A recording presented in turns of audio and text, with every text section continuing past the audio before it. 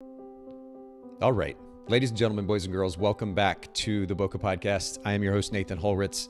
Happy Monday to those of you who might be live streaming with us. I appreciate you being here. Don't be shy. Join the conversation, comment, ask questions, and take advantage of this opportunity to connect with our brand new guest, who I'm going to introduce here in just a second. For those of you that are listening to the live stream after the fact or watching the live stream after the fact, please come be part of this live stream at some point. If you want to follow us on Instagram at Boca Podcast, you can keep up to date with the upcoming live stream schedule and come be part of the show. I hope that everybody, for those of you who celebrated a holiday over the weekend, had a good holiday. I appreciate your patience as we got started a little bit late today, had some technical issues, but I think we're ready to go here. And I want to introduce our brand new guest on the show today. Jakievious Phillips is with me. Jakievious, thank you so much for making this happen. I really appreciate it. No problem. Thank you for the opportunity. Well, we're going to actually get into a topic that we've not really discussed much on this show. I'm genuinely excited about it. I don't even actively photograph anymore. I'm like, this really is something that's kind of under discussed in the industry, the idea of a loyalty program. And we're going to get into that here in just a second. But before we do, will you do me a favor and introduce yourself to our listeners? Yeah, no problem. Well, I'm Jakievious Phillips, born and raised from the historic Montgomery, Alabama, and currently residing in Lewis Center, Ohio, which is northern suburban area of Columbus, Ohio, and started J Epitome Photography January 2017. So coming up on a 5-year anniversary. Congratulations, that's awesome. Yeah, and where our motto is, where senior graduates branding and headshot portraits are captured as one of the perfect examples of quality photography as well. Well, and I'm going to pull up your website here for anybody who might be live streaming with us or watching the replay of the live stream. If you go to Epitome, JEPITOME photography.com. Of course, we'll link to this in the show notes at bocapodcast.com.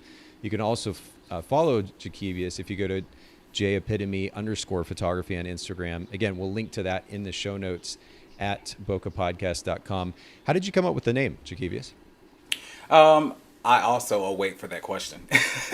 So I came up with the name actually because when I was trying to ponder, I was like, I just didn't want it to be Jakievious Phillips Photography. And that was it, because a lot of people do that. Sure. But I said I had to come up with something intriguing and interesting. So I come from a dance background, and also I was in the band as well, saxophone section leader. Yeah, shout out. I played a bit of soprano saxophone myself. Yeah, alto. Okay, and very cool. I attended Stanhope Elmore in Jefferson Davis High School in Montgomery, Alabama. But I said, okay, well, they call me Jay, but what is a word that could actually show the definition of who I am, my character, and eventually my brand? So the only luxury word I would say is epitome. And epitome is a person or thing that is a perfect example of a particular quality or type. Yeah. So J, me, and my brand is the perfect example of the person or thing of that particular quality or type, which is photography. So J, epitome, photography. Okay, that makes sense. Yeah, we talk quite a bit on the podcast about the significance of values and how values, at least from my perspective anyway, I think values should play a really big role in the business that we create. And it sounds like you're very much doing just that. You're building that value set, who you are as an individual, you're building that into the brand. Yes. And you have to have the value because it's not just about going out, picking up the camera. I've been finding myself say that a lot lately because in our industry, we find ourselves just picking up the camera, go to conferences and focus on the shooting. That's the easy part. But the value is the most imperative measure that you have to discuss and you have to project to your clients. And that brings your customer loyalty, your brand loyalty, which leads to royalty. Oh, wow. Okay. Well, and we could kind of dig deep on that, but I want to pick up on that point that you mentioned about loyalty. Of course, we're going to talk about a loyalty program today. Sue is chiming in from YouTube. She says, hello from Sun Valley, Idaho. Hey, Sue, thanks for chiming in. And for the rest of you that are live streaming with us, don't be shy. Say hello. Join the conversation. And again, as we get into this topic about loyalty program, ask questions. And on that note, Jakievious, I want to jump into this topic of loyalty programs. It's a big topic, I know. How would you sum up the idea of a loyalty program, first of all? How would you define that? If you had one sentence to tell a photographer about what a loyalty program is, how would you sum it up? Well, for one sentence, I would say it's the it's the customer's willingness to work with you at a repetitive measure and repeat purchases also because it's the value of the brand which leads to the royalty Okay. in one sentence. So if your the customer's loyalty, which leads to that repeat business, and maybe you'll explain a little bit more of this as we go along. But I think the typical approach to a photography business is certainly the approach that I took as a wedding photographer. Is that we hopefully do a really good job for our clients, and they like that experience with us, and so they talk about us and they send other business our way. And then, if I'm photographing weddings, maybe that same client comes back to me for family photography. Or if I'm a family photographer, maybe that same family will come back to me for sessions. And it just kind of happens, like we kind of expect it to happen organically. Versus a loyalty program, which is like you've created some structure around the idea of bringing those same clients back. Is that right? Yeah, it's basically of you actually going to build the trust with your clients, and then also you having the accountability as well when whether it's positive or negative feedback because you're going to have it no Sure. matter what type of business you're doing, but especially with photography as well. But you have to make sure that you have the accountability portion as well, and then you have to know the data, the analytics behind, I mean, your business as well. And then also another key measure is listening to your customers, and you have to know what is it that you're offering that they like, so you can incentivize for them referring someone to your brand. And then there's a lot of businesses that we know of that they run their business off referrals, like, period, and Right. that's it. So what a loyalty program essentially is incentivizing those referrals. That happens with like referrals happen with a lot of photography businesses. You're basically giving that a boost by saying, here's an incentive. Like you become part of this loyalty program. We'll incentivize your referrals to our business. Is that right? Yeah, basically, so there are different measures of how you can go about it. So you have the constructive measure of going about it to where if they collect points, if how many ever many purchases that they do with you, and then that's when if they do three purchases with you, they get a free 8 by 10. Okay. Or if they do five purchases, like I have with a business partnership that I do. So when they refer four customers to me, they get 11 by 14. And then that's when they refer six customers to me for that business partnership, they get a free mini session on me Okay. for that business partnership. You can take that element and then use it in your regular customer base, and you can offer VIP as well Okay. versus the regular standard customers, Okay. and they get that certain incentive. And then also another way to just incentivize for people coming to your brand as well when they do their first booking, like I have with Sprout Studio that I use, and I'm a Sprout Studio ambassador. Yeah. Shout out to Sprout. They're great. So I have in my workflows that every time, whenever a client books, well, not every time, but when you book your first booking with me, you get that 15% off. And that's in my workflows, and it automatically goes out to the customer after they book. Okay. Maybe we'll come back around to kind of dig into a little bit more detail about what those incentives look like. You talked about a VIP program. I'm kind of curious about that as well. I do want to say hello to Sabrina. Sabrina's saying hello from Facebook. Thanks for chiming in, listening, watching, Sabrina. Appreciate that. That's my mom. Oh, well, shout out mom. That's awesome. Well, and for anybody else who's live streaming, for those of you that are being shy and not saying anything, don't be shy. Come on, jump in the conversation, say hello. And as I mentioned, ask questions as we go along here too. So have you always run loyalty programs in your photography business, Jakievious, or is this something that you kind of, there was a certain point where maybe you heard from another photographer you should do this, or you were watching other business models where you saw that this could be really valuable? What was it that made you implement it in your business? Yeah, it definitely was not a something that I started out with when I started my business. Believe it or not, it's only been like a year, maybe if that, where I jumped into this. But it was a turning point to where attending conferences, WPPI, ClickCon, And it was like going to the conferences and hearing and focusing on the shooting, and hearing people focusing on using, the modifiers, your strobes, continuous light, whatever it is that you do. um, and I'm just thinking in my head, there's has to be more to this than just the shooting, to build a Hmm. hierarchy and autonomous photography business. Hmm. So I'm like, it has to be more to it. So as I'm going along and attending workshops, conferences, and all that jazz, um, I'm researching and just starting to dive in more to just business workshops as well, because I'm not just attending just the photography ones. So I'm looking at it and also thinking of my previous work history. I'm just thinking of what is it that made customers return? How did people build their actual clientele? And one of the key points that standed out to me when I worked in retail was the rewards program, the loyalty program, of every time when they scan their barcode for signing up with that particular store or whatever the brand may be, they scan their points and you got a reward for just shopping there. So, with me thinking about that and thinking of my previous work history in retail, that's when the light bulb came on.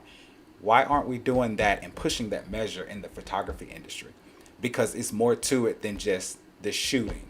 Like, I'm seeing the element of just, okay, picking up the camera, shooting, and then that's when you just book the client, and then that's it. They hear from you when the gallery is ready, and then that's it, and that's it, that's all. Be on time. Okay. But Yeah. then you also want to charge a fee if they're late. But also it goes to the point of, okay, well, it has to be better, because you have to incentivize the client. You reward the client. No, you don't have to just give away, but whenever they refer someone, incentivize the client. Or if you have VIP people, then incentivize with them. Give them a reward for returning. You can do that in a various all photography genres. I definitely think. So, do you think that I mean, let me ask you this: how would you sum up the benefits of a loyalty program? And it may seem like a rhetorical question. Like people are like, well, obviously, it encourages return business. I get that. Is that really the primary benefit, or do you see other benefits that have helped your business as well? Yeah, I definitely have seen the benefit, because it also will help that particular photographer entrepreneur see that it doesn't take a lot of clients to actually have your business to have longevity. Mm-hmm. You can have only a few, and I promise you, you can thrive. You do not have to have 20 plus clients or something like that every single month, you know, but you can thrive off of just really the benefits of it. You build up the trust, you being transparent as well, which leads to the repetitive clients as well. And then also it establishes your brand, Hmm. like in general. And that Okay. helps you stand apart from your competitors and makes you a more autonomous. Yeah, you're right that it would help you stand out because most photography businesses, at least from my understanding, do not have a loyalty program. I understand it's probably more commonplace in the senior photography marketplace, but outside of that, I know there are always exceptions, but outside of that, generally speaking, I don't think most wedding or portrait studios are running loyalty programs actively. So it would certainly enable you to stand out, and that's a pretty fascinating, I guess, premise for implementing something like this. What what would you say this particular type of loyalty program or what genre I should say is it beneficial for? Does it work not only for portrait studios but also for weddings? Or could you incorporate something like that into weddings? What are your thoughts on that? Sure. So I definitely see a benefit across all genres of photography, but definitely with senior branding and headshots and wedding as well. Like for example, there are a plethora of entrepreneurs. So everyone has a small business these days. So when you refer another entrepreneur, if you have a program, a loyalty program, whenever they're repetitive coming to you at the same time and they're getting headshots, they're building up points, or you can keep track of that inside of your CRM to where they're getting those particular items to reward them for returning. So they continue to come and get headshots, and then with branding and with also with the headshots. And then that's when with weddings also someone has to get married. They know a sister, a brother, a family member also at the same time. And then they have a friend that they're going to get married, so you can incentivize with that as well. And then they also, when later on down the road, they're going to have children, possibly. And then Right. they're going to return for family pictures. And so they have that coupon that they can use for that discounted item whenever they come back or whenever they want to purchase an album later on down the road after the photography shoot also. Okay. So you can definitely do it in wedding photography. And another way of even doing it with wedding photography also is, I mean, it's just you when you build the family, and then you also going to have a senior if you have a child.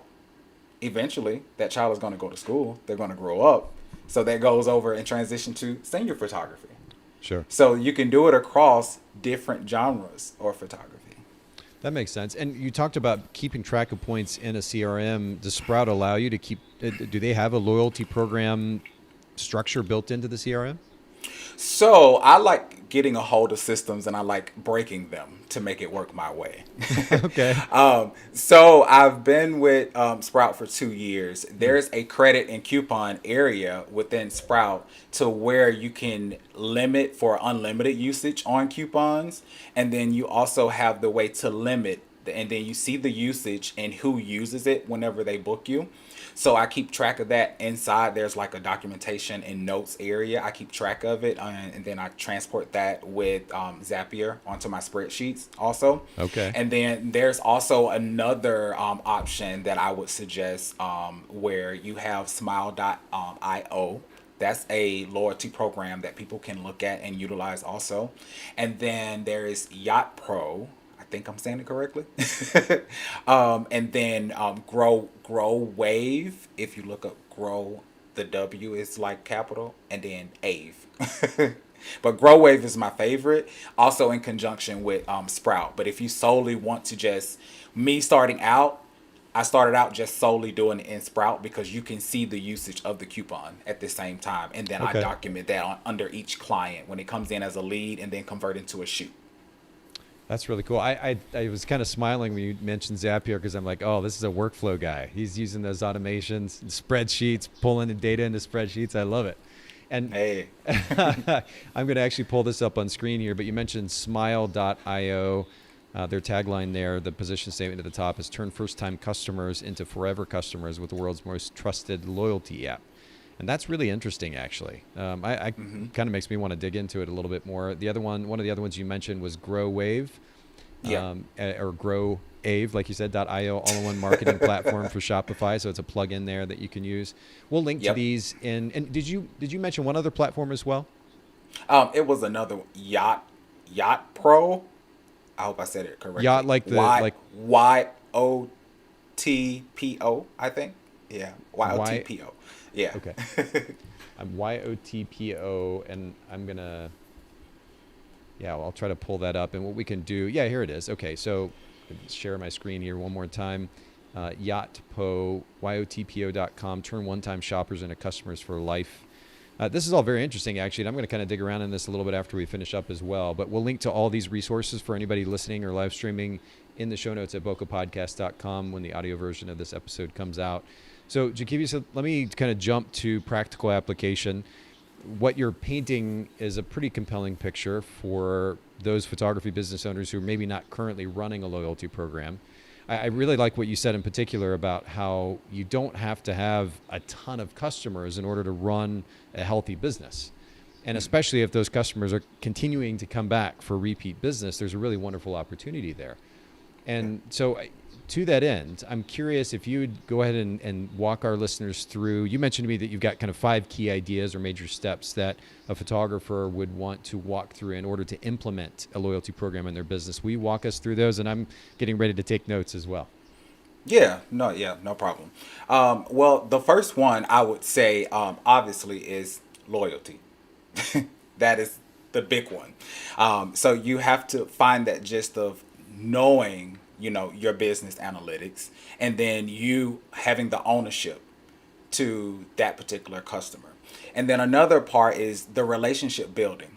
I say your clients, you should date your clients. I heard that in a business class that I took as well, and I give shout outs to David Shands and Donnie Wiggins at the Social Proof podcast in Atlanta, Georgia. But relationship building is with the dating game. That's exactly how you can get to know your customers. And then also another gesture is holding your KPIs. Having KPIs into your business is key performance indexes. So that's holding you accountable. And then also SOPs, your standard operating procedures. And then that's when loyalty tactics. And that's actually what motivates the customer. Okay, cool. I'm furiously taking notes as you're talking here, so I didn't want you to think I was ignoring you. So I wrote down 5. Oh, no problem. And we'll kind of walk through each of these in more detail, just the idea of loyalty to begin with, and I want to better understand what you mean by that. Number 2 was relationship building. 3, tracking KPIs. 4, SOPs. 5, loyalty tactics. So let's go back to number 1. When you say we're starting with loyalty, what do you mean by that? Yeah. Loyalty, that's as far as you making sure that whatever your mission statement, what is your mission statement that you have in your business? A lot of photographers, again, it goes back to the element, and not just photographers, let me just say that. Business owners in general, you should have a mission statement. And that's like one where where seniors, branding, and headshots are captured as one of the perfect examples of quality photography. So you have to have a mission statement there with you outlining what you actually bring to the table and what you want to project. You have to hold that accountable to what you're going to present to your clients. If you say you're going to do that, it should be outlined as well. Then do it. Don't retract back on your word. And then once the client gets into your system and you shoot them and everything, and then you forget about one prime example, your turnaround time frame for when you're going to return the photos after they go through post-processing to your clients after the shoot, and then they pick their edits. There are a couple incidents that I've seen to where I've heard people, they book someone, they come to me next, or they go to another photographer next, and then that's when they said 3 to 5 day business turnaround time frame, and then it takes them 2 to 4 weeks, almost to a month. And then so you have that negative impact on you. And then that's when it goes out the door. And then that can continue to actually go down the road. Mm-hmm. And then it's affecting you continuously getting customers into your door because you're just focusing on getting the client in and not actually giving them an experience. That's the loyalty, the experience, and not just picking up the camera. Own up to what you're projecting out to the community, what's on your website, what's in your contracts, what's listed on there, and don't just put it in the contract as well. I have it in there. Okay, well, if it's 3 to 5 days or 7 to 10 days where I'm going to have my business turnaround. Okay, it's in the contract. Don't just tell your clients that, okay, it's in the contract, you signed it, you should know. I go above and beyond, and I also put it into my workflows of after, I think it's 24 hours after the shoot is over with, if I'm thinking of my workflow correctly. But it's in there, and then an email goes out, and it's in bold print. Your photos, after selected, they will be turned around to you within that 7 to 10 business day turnaround. Yours may be 5, it may differ. But put it in there. Go above and beyond. Go the extra mile and make sure that it's outlined, whatever it is. And you stick to your word. And that's your SOP, your standard operating procedures. Workflows help with that. And then you're holding up to your KPIs, your key performance indexes as well. Okay, that makes sense. So what we're talking about really is just a consistent follow through or delivering on the brand experience consistently. A consistent representation of your brand, its mission statement, like you talked about the SOPs and the KPIs, and we'll come back to those in more detail in just a bit. But yeah, that really is so important. If we don't deliver on that brand consistently, it's a lot harder to build a business because people don't know what to expect. When multiple people time and time again have that same experience, they're naturally going to be able to refer others to that business because they know that experience is reliable.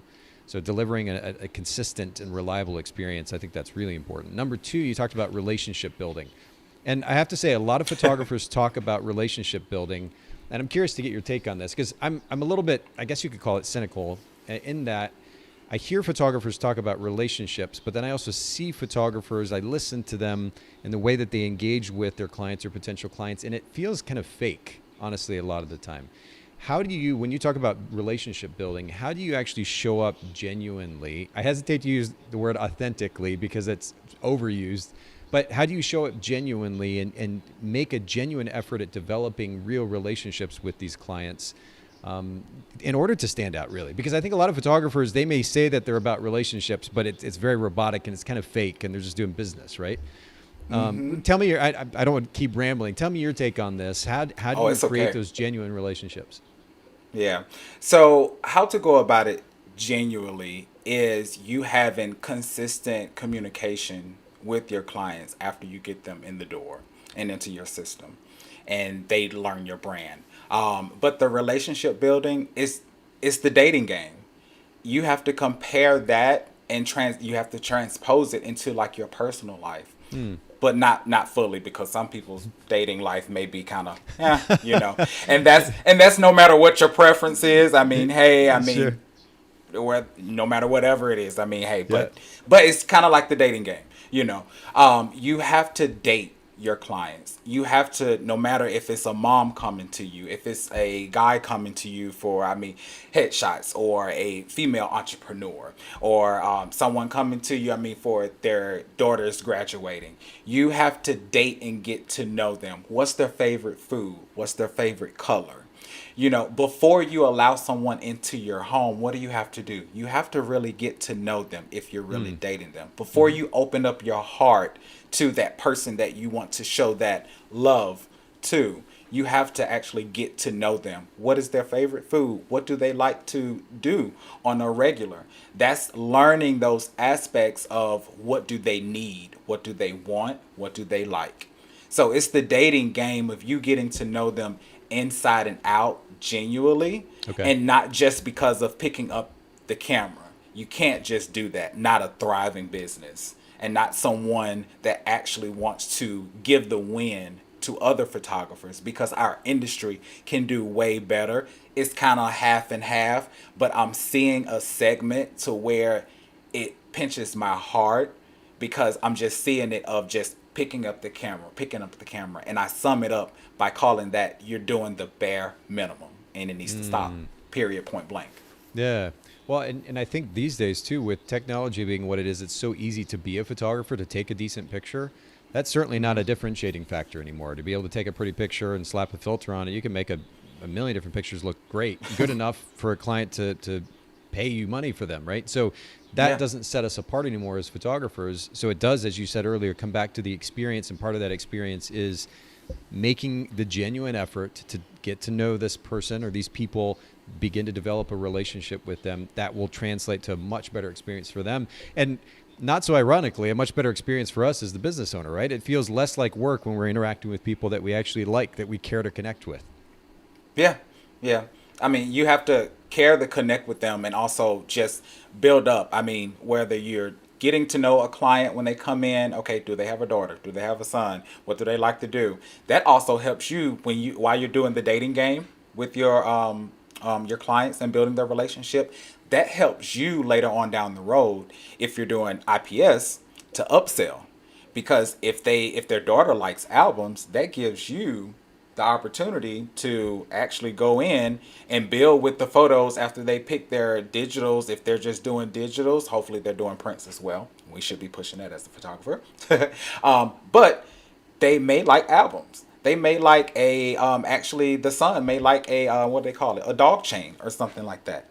Therefore, you can go, and if you know and get to know that, you can get that photo after doing the editing and present that in the IPS session in a dog chain. If the son likes that, that helps you not incentivize, but it helps you upsell at the Yeah, same you're right. time. You're That right. the albums, all of that, by you doing the relationship building, which is a part of your consultations, because every photographer should be doing consultations. Well, not just photographer, entrepreneur, period. You should be doing consultations, getting to know your clients. Another way how I do it as well, genuinely getting to know every booking that comes through my system to me. I asked them the question, okay, how would you like to do the consultation? Microsoft Teams, video, or either in person? My clients that select in person, if they're locally anyway, for to do in person, I meet up with them in person for lunch, brunch, or dinner, and I ask them. And dinner is on me, brunch or Okay. whatever it is. Hmm. So that's me getting to know and you getting and asking them the questions and everything. But that's a way of going above and beyond and showing what your brand is actually going to present to them. I like And that. just by me doing that, like I said, no one told me, okay, well, meet up with them in person. That's me getting to know my Hmm. clients inside and out. I just Hmm. said, hey, consultations, let's meet up in person. I did start that before COVID. Then, COVID came along and kind of, Threw so, a wrench in but that one. Yeah. we've transitioned back to a, kind of new stage and we're shifting and still trying to find our element. But that's one way of relationship building that you can build into your business. Do in-person consultations at the beginning. Don't just Right. stay behind the camera. Doing the Microsoft Team or either Zoom meetings, they're fine. Yeah. But go above and beyond, and then that's when you can do the in-person. My favorite spot was Panera Bread, meeting up with all of my Yeah. clients, and it was on me, and that's me learning their brand if they're doing a branding session Hmm. or headshot, or either for seniors learning, okay, if they were on the honor roll, what school do they want to go to, all that jazz. And then if it's a family, because I only do family sessions once a year, getting to know, okay, how many kids, okay, getting to know the husband, all that, the mom. That's how you can go above and beyond. That's just one way. Hey, take it, make up your own, but it can be done. Yeah, it's something that I noticed just in the photography community, even before COVID, was kind of a laziness amongst photographers to actually be willing to take the time and get out and connect with other photographers in person. And I wonder how that translates to their behavior with clients or potential clients too. I know a lot of photographers argue that they're quote unquote introverts. They're uncomfortable meeting new people. And so the idea of being able to hide behind Zoom and hide behind Teams and Skype and whatever other software somebody might be using, it seems super convenient. But I would venture that the impact in that relationship with that client or potential client is less than if you're to do something like you're talking about, Jakievious, which is to actually take the time to meet them in person, get to know them in person, have those conversations face to face. It really makes a Yeah. massive impact. And it's something that I did very intentionally with our clients as well, and it went a long way. Yeah. Yeah. That's good. It, Okay, so we're starting then with a consistent delivery on the brand position, as you talked about. Number two is relationship building, the significance of a relationship building, ideally in person if at all possible. Number three, you mentioned tracking KPIs. How does tracking KPIs play into the loyalty program? okay, tracking with your KPIs because that actually are okay. What's performing well? You have to know. Okay, in your business, again, it goes to not just picking up the camera. You have to know what packages are actually selling. What is it that your performance metrics on whenever you're doing an ad, whenever you're having the pop-ups on your actual website, knowing the data or data, however you want to say it, knowing those measures of what's working, what are your clients clicking on, Hmm. what are your clients actually purchasing from you, so whenever if you're going to have a sale or whatever you want to offer, what to actually present to them, what can you do better at. There are some packages that you probably need to do away with, but you're still having them sit there. And then also, the other KPI metric is what are you doing actually to hold yourself accountable? How are you performing? Are you making sure that every week you're looking at what you need to do to actually take it above and beyond? Do you need to pick up the camera more? Do you need to actually dial into the business side of things as far as learning referral programs, maybe financial analytics as well? You making sure you have your communication together. Are you missing workflows? Are you missing the systems? What is it that's not performing well and what's performing in a negative aspect also? And you have And to be aware of it. I 100% agree. And honestly, not enough photographers are talking about this. So I love that you bring this up. Are you using Sprout to track those metrics, or what software are you using to actually take a look at, for example, what packages are being booked more often than others, and making a decision about what to keep and what not to keep. Again, these are conversations. Yep. I'm really stoked that you bring this up, because not enough photographers are actually talking about using data to make decisions. Everything is kind of by the heart, or I'm passionate about this, or I'm not passionate about that. And listen, I'm a super emotional guy. Like, feelings matter for sure. But if we're going to run a business and build a business and scale that and sustain that over time, we're crazy not to actually look at data and use data in our decision making. Yeah. In Sprout, there is a business health portion within Sprout Studio as well, where you can see, all the way down to your contact analytics, your numbers as far as financial, your packages, all that jazz. They have the business. So I use that with the business health portion. That's but cool. also with you knowing what's on your website, the behind the scenes, what is everybody clicking on this page. You also can use Google Analytics. Also, that's connected to my Calendly and also my website. Whenever you're updating, it can be just the smallest things, Nathan, as far as you just making sure when you update your website, and then the wording on your website. Google will they will let you know as well. I have it connected to my website if your words are too small for the client and all that jazz. So knowing that type of data, it will help you. So those are a part of your KPIs, how they will help you elevate that portion of your business. Yeah, I love this. And honestly, we could make this an episode. In fact, maybe at some point we can do an episode just on this very topic, because this needs to be highlighted a lot more in the industry. I realize it doesn't come naturally for most people to pay attention to the numbers. It certainly didn't for me. This has been a lesson that I've learned over time. But whether it was my photography business or even Photographer's Edit for some time, I wasn't paying enough attention to the data and leveraging that data. And I missed out as a result, right? I got super lucky that both my businesses have done as well as they have. But still, I know the advantage that I began to have when I started learning, first of all, how to look at that data, because that's a little bit of a process, right? If we're not trained in that way, we don't have a degree or whatever, looking at that information and making sense of it, that's kind of the first step. But then making decisions about how to leverage that data and go make change, whether it's to our website or to the packages that we're selling or otherwise, that's also a part of it. So is this something that you learned over time? Did you go to school for this? How did you go about learning the significance of using data? I learned the significance by far not in school, but I learned it of just going within my business and growing. Like I said, I'm just about to come up on my 5 year, and it's been so significant and growing so fast that I'm even mind blown behind it. Of learning all this stuff, because it definitely was just going to the conferences and just hearing, but also as building up with my website, me learning how to build up the back end from the person that actually helped build my website. Shout out to Mallory in Atlanta. But learning just the analytics of what goes with just knowing as far as like with your SEO, all that. And with hearing that, I'm like, okay, well, there are measures behind it. You can see the data of what they're clicking on. And then that's when the light bulb is coming on of like, okay, well, what can I fix here? And what can help with deliverable to on this measure as well, to where it's also transposing to the loyalty and keeping everything consistent.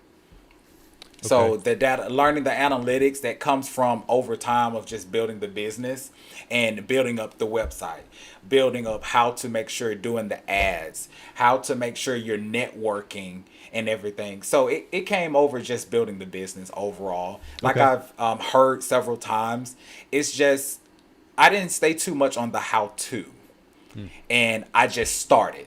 And that's a measure that holds a lot of people up, and that's like a challenge. And not just with a loyalty program, it's just a challenge to just actually people giving up on their business, people getting stagnant in their business. They get stuck on the how to, and they're stuck on just, okay, I'm going to do it this way, that way. Yes, study your craft, perfect your craft, write down the elements, document it, but don't get stuck on the how to. And that's it can be a challenge. Well, yeah, if we go into it, because I didn't get a college degree, and I could have allowed that to limit my effort at then learning new skill sets, right? Oh, I didn't go to school for whatever, fill in the blank. But the reality is that if we make even half an effort, there is so much information available out there that we can learn what we need to in order to begin to incorporate some of these skill sets into our business, including, again, the ability to not only learn how to read data, but then make some sense of it to the extent that we can actually go make change in our business. There's actually a book, Jakievious, and I can't necessarily recommend the book because I haven't finished it yet, but I will say this is one that I literally just started reading recently. And then I'll pull it up on screen here for anybody who's curious. It's called How to Measure Anything, Finding the Value of Intangibles in Business. And in an effort to continue to learn how to look at data more effectively and to leverage that data more effectively as a business owner, especially as we're getting ready to launch a really big brand in January, this is something that I'm continuing to learn how to do more effectively. So I love that you're leveraging that, and so glad that this has come up in conversation. And again, maybe we can do a separate episode just on this particular topic in the future, because I think that photographers like yourself need to bring more attention to this particular topic. In the industry as a whole, again, you have a lot of photographers who just they're functioning under the guise of being artist types. And they'll argue, oh, I'm just not good with numbers, or it's boring to me, or it doesn't appeal to me. And the reality is that's just all excuses, kind of BS excuses, right? And if we don't actually make a little bit of an effort, then we're going to miss out on an opportunity. Our business may be okay, but we're missing out on an opportunity to make it that much better if we're actually able to learn how to read and leverage data. So it's such good stuff. The other thing that you mentioned too, and I'm assuming this is the site that you were talking about, but Google Page Speed Insights. You talked about seeing what on your, like for example, if text is too small. For anybody listening in, we'll link to this in the show notes at bokehpodcast.com. But if you go to page speed, just like it sounds, pagespeed.web.dev, or just Google Page Speed Insights, you can enter your website in there, and it will give you some really insightful information, both about your desktop site as well as your mobile site. What's working, what's not, what's slow, what needs to be tweaked, what code might be faltering. It's a really, really powerful tool. Google Search Console is another really incredible tool. You mentioned analytics as well. Yep. And some of these, when you pull them up, it may be a little bit overwhelming initially, but to our conversation, just making a little bit of an effort, learning how to begin to use those tools can be extremely insightful. Yeah. The other website, the actual website that I'm talking about also, Google Console is another one. Yeah, Google Search Console. Yeah, it's super powerful. The other one, I'll go ahead and throw this out here just as a point of reference for anybody who wants to go really deep in the weeds. Ahrefs, ahrefs.com. We'll link to it in the show notes as well. And in fact, I will go ahead and pull this up on screen while we're talking about it, ahrefs.com. This is a really powerful tool. Jill, who heads up our digital marketing at Photographers Edit, has used this particular tool extremely effectively to dial in areas of our website or websites that fell short in various, especially when it comes to SEO. But where our website fell short in various areas, she was able to find those problem areas. Collectively, we were able to go in and address those. And what that's done for our SEO has been pretty mind-blowing, actually. Really, really exciting stuff. So that's a little bit of a deeper dive, but I'll throw that out there, and we'll link to that in the show notes at bokehpodcast.com. Last 2 points, you talked about, first of all, SOPs, so standard operating procedures. I know when I think, for example, about tracking KPIs, some people might be like, KPIs, what does that have to do with loyalty program? But you're talking about the ability to leverage data to see what works and what doesn't. And obviously we want to focus our efforts and energy on the stuff that does sell really well, that is converting clients more effectively, that is causing clients to spend more money. So it makes sense to use KPIs and tracking that data in order to build a loyalty program. How does standard operating procedure play into a loyalty program? With your standard operating procedure that you should have overall in your business and not just your loyalty program, because the standard operating procedure is what happens when this happens, that happens, which ties in with workflows also in automation. So your SOPs is if you're sick, no matter what happens, if someone was to step in for you in your brand, if something was to happen and you can't operate your business, they can step in and they see the standard operating procedure, the Bible of how operations should be going within your business. And this portion of your business, it should go this way. Whenever a client reaches this many purchases, they're going to get an 8 by 10, or either they're going to get a 20% off, 15% off, 30% off whenever they reach this many purchases or this tier level, or whenever they get this many referrals. How do you know? You know by documenting that, and you have SOPs. If you can get the workflows, those are your SOPs right there. They help with that. So you document that. So if someone wants to step in for you, then they can follow that same procedure. It goes this way every single time. And also standard operating procedures, it helps you keep and maintain the relevant, consistent path that you give to your customers every single time. 100%. Because you can definitely, I can go on a tangent, and that will have to be another episode for sure. Okay. Of just not being consistent. I've heard stories of a client goes to someone, and then they ask them for pricing, and the clients, they know each other. They know each other. So one person goes to that photographer and they ask them for pricing for branding. The other person goes to them the next day and asks them for the pricing. You give two different pricing structures, but they're asking for the same thing.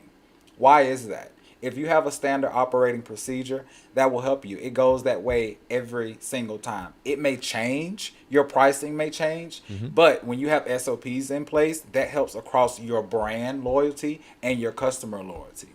And it goes the way every single time. Whether you're there, your grandmother coming to step in for you, your fellow photographer buddy helping in for you, whatever it is, it helps build your brand, which leads to royalty at the end of the day. That totally and helping makes you sense. keep that consistent outcome every single time. Yep, that totally makes sense. Okay, so SOPs, i.e. workflows, establishing and then carrying out those workflows consistently encourages that loyalty. That absolutely makes sense. Yep. Okay, so number one, we started with the importance of delivering consistently on our brand. Number two, the importance of developing strong relationships, genuine relationships.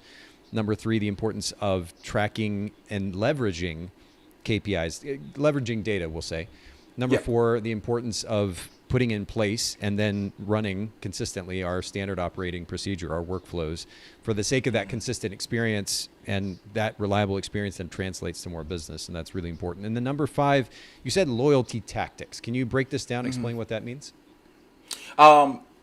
Basically, what motivates the customer. You have to know, and that goes back to loyalty and the relationship building. What motivates the customer? What are your top selling products within your business? That goes into you knowing the data as well, your KPIs.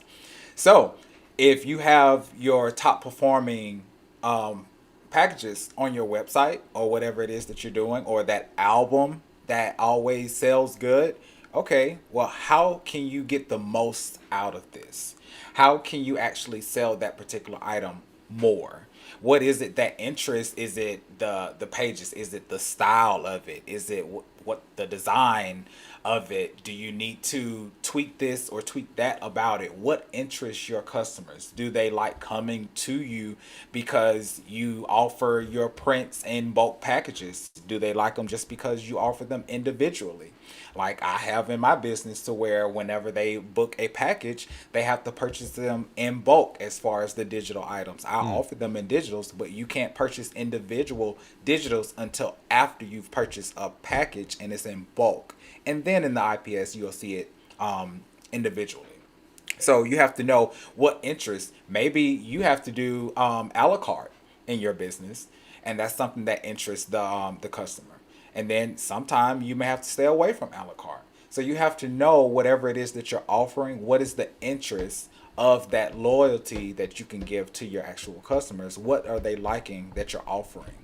So you can make sure that you can actually build that off of, okay, well, I can build a loyalty program to where I can offer maybe without losing, because you have to make sure that you're priced for profit at the end of the day. No matter what you're doing, you're priced for profit. You don't just give away free items. You're rewarding that customer for coming to you at a repeat purchases, and then also referring as well. So you're rewarding that customer, whether it's just 20% off or whatever it is. But you have to know, okay, what is it that the customer likes? And then they get 20% off every purchase if they're a VIP client. Or they get an 8 by 10. Okay, you can offer an 8 by 10 or either a wallet size image.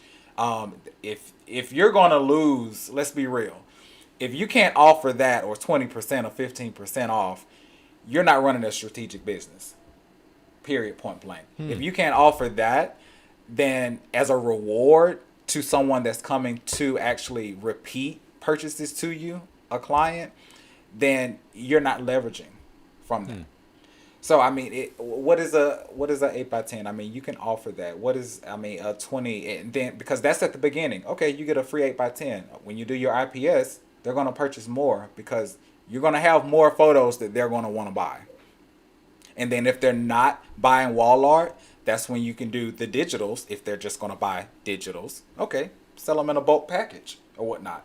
So you're gonna make that money back, but you're gonna incentivize them with that. So that's a part of learning. Okay, well, what's the motivation behind what is it that they like that you actually offer? And if you don't offer it, listen to your customers to see what is it that you can bring to the table and offer to your clientele. Because it's not just about you picking up your Canon, Nikon, Fujifilm, or whatever it is. Yeah. It's not just about picking that up. It's about the experience and the loyalty that your brand is bringing to the table. So if you know that, those are your loyalty tactics. You can target them by offering, okay, they like this, they like that. Okay, well, how can I leverage off that? Okay, well, offer them. Okay, well, hey, refer me 5 people, refer 2, 3 people. I give you 20% off that album that you like. That's a loyalty tactic. But you can do that too. You talked about this just kind of in passing. I think it's important to note, though, if we are aware of our numbers, the data that we were talking about earlier in that conversation about KPIs, the important metrics that we need to be tracking. If we're keeping track of a profit and loss statement, for example, and I'm sure Sprout has something like that built into their software, Yep. other software, QuickBooks included, certainly has something like that. But if we know how to look at that information, then we know the margin that we're working with, and it enables us to do things like give a 20% discount. But if we're just blindly giving stuff away, that creates a lot of problems. So awareness is key for sure in all of this. But what I wrote down as you were talking there is what motivates the customer. Loyalty tactics is all about knowing what it is that motivates that customer. And I know that we can track that with metrics over time, certainly. You talked about having conversations with them as well. When you have those conversations, are you literally just asking them what interests you as a bonus or as a gift? Or what does that conversation actually sound like? The conversation can go with, it goes back to like the consultation that you're having, whether it's via Zoom or Microsoft Team or either in person, one of my favorites. Yep. It's you getting to know, okay, well, what is it that they like? You have that, if you have questionnaires, everything, you can knock that out, like I just said, in your questionnaires. If they like, how would you like to visualize the portraits inside of your home? Jumping to those type of questions and you asking, okay, do you like tabletop collections? Are you liking just canvases? Are you liking frame wall arts? What is it? Do you like album? How do you see this in your home? And that's how you can get to know those measures. Okay, that's good. I like that. Well, this has been a super practical conversation, Jakievious, and again, I really especially loved that you highlighted the importance of tracking data. And seriously, I'd love to come back to that conversation at some point if you'd be willing to do so. But for all of our listeners, of course, we'll link to all the resources that we discussed today, the talking points certainly in the show notes at bokehpodcast.com. Jakievious, will you just remind our listeners as we're closing here where they can find and follow you online, make sure that they check out not only your website, but ultimately follow you on Instagram too? Yeah, well, you can follow me on Instagram at Epitome. So that's JEPITOME_photography, or at jepitomyphotography.com. And then on Facebook, you can look up Jakievious Phillips or at JEPitome_photog on Facebook as well. So Okay, feel perfect. free, reach out to me, as I'm here for you, as I want to see the win in everyone, not just me, because it's not just about me. It's about all of us getting the win. If you need help with systems, whatever it is, I'm here to help you because we can do better as an industry. I really appreciate that. It's very gracious and very generous of you. And again, we'll link to your website and social media all in the show notes as well. Thanks again for making time for all of us, for sharing. I really appreciate it, Jakievious.